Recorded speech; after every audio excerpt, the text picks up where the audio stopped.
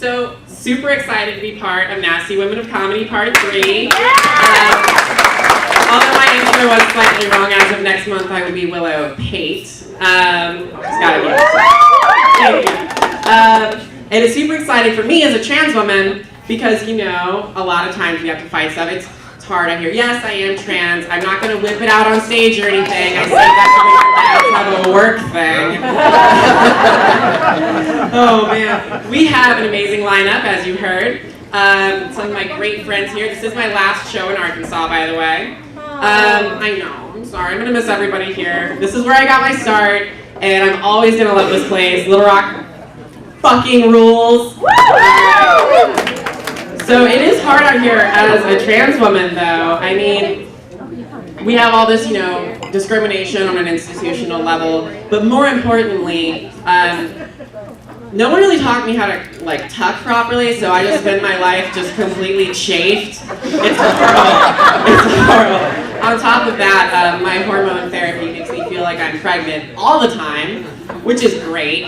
If you've never walked around just like sore and needing to pee and overly emotional 24/7 for 4 years, don't do it. But yeah, speaking of institutional discrimination, we're only gonna like let him have 2 more years, right? Like enough of that, all right? You guys did so good. Please don't go all Caucasian about it and bring him back. I'm sorry. It's been a crazy, 2017 was kind of crazy about it, you know? There was a different like scandal every single day, and we didn't get to spend any time focusing on what I thought was the real scandal of 2017. I'm talking, I don't know if you heard about this, but Hobby Lobby was caught funding ISIS by buying illegally obtained Mesopotamian artifacts. Why wasn't that a bigger deal? That's hilarious. Because like, I work in a service industry job. Does anyone here work retail or food service at all? Alright, so here's my impersonation of working in, did my light just go off? Oh no. Oh, there we go. Okay, so here's my impersonation of working in a service industry job. Hi, is there anything I can get for you today? Why don't you go die? Okay, great, thanks, let me know if you need anything else. At this point, you're gonna have a conversation with your manager where they're gonna say, well, Willow, I heard you didn't kill yourself when you were asked, so we got a complaint from a customer. Can you sign this indicating we talked? Thank you. I work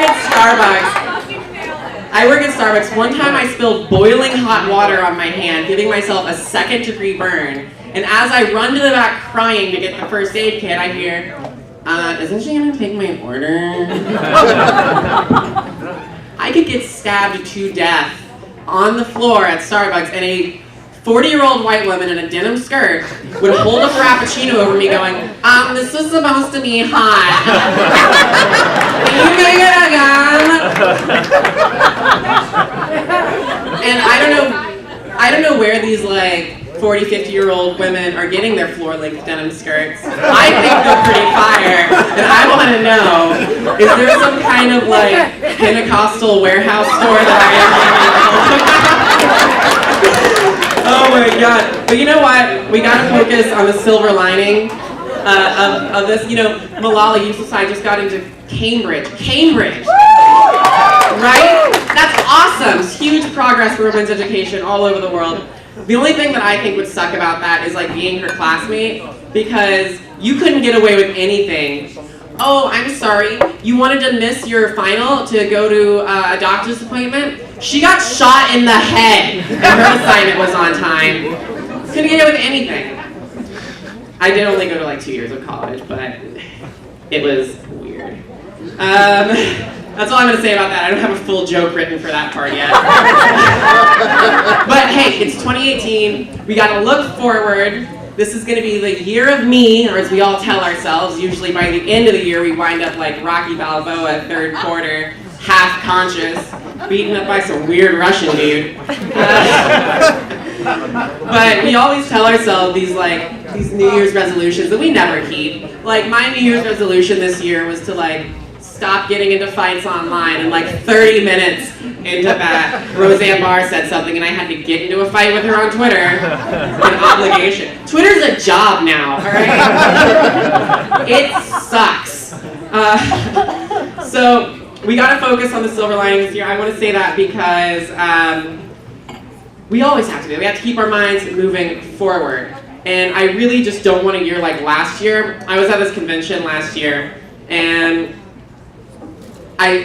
so it was in Chicago in December, which should have been a big red flag for me.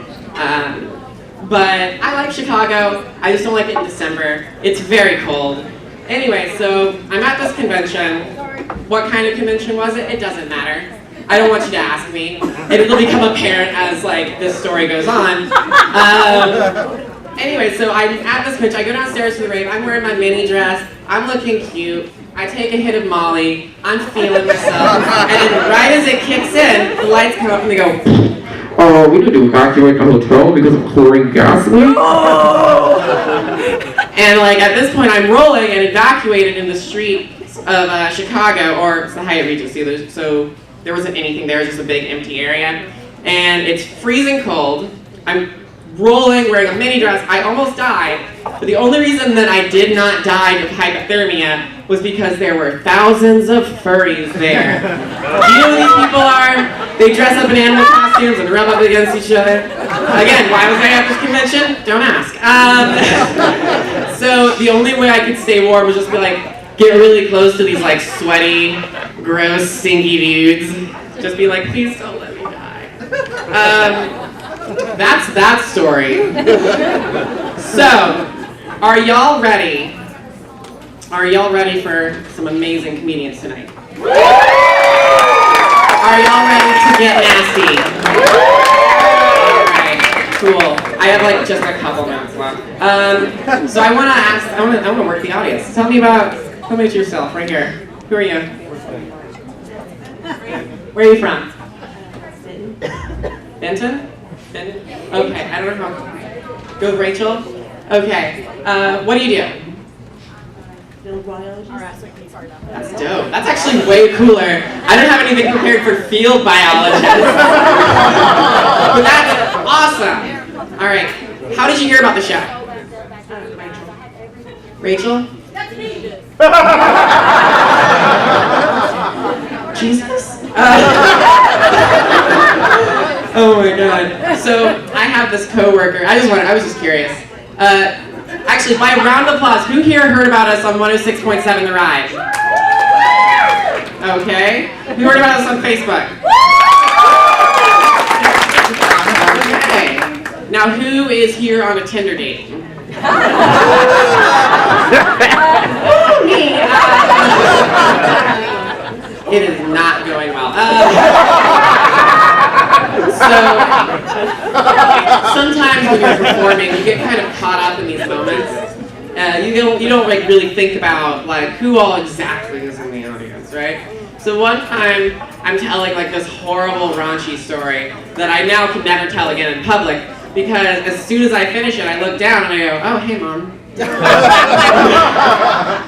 She was sitting right there and she looked so disappointed. My mic shut off again for a second. So, I'm going to walk out of here now and I'm going to introduce our very next comedian. I want you to give it up for